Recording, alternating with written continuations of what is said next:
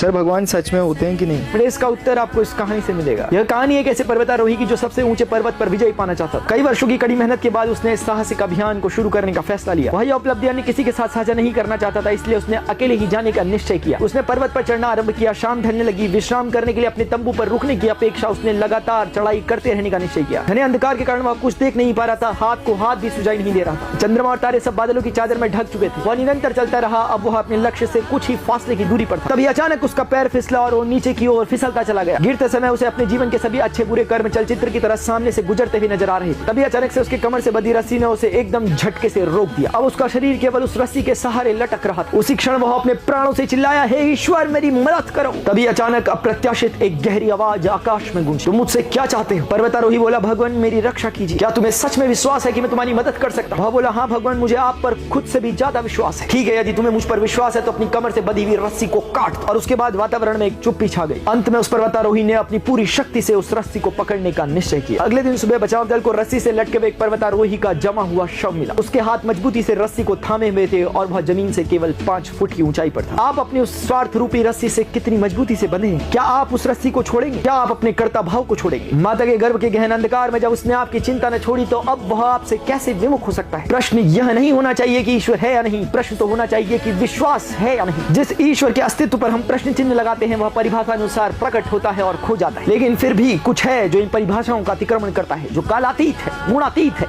जो शून्य है, अनंत भी, जो राम में भी बसता है और रावण में भी।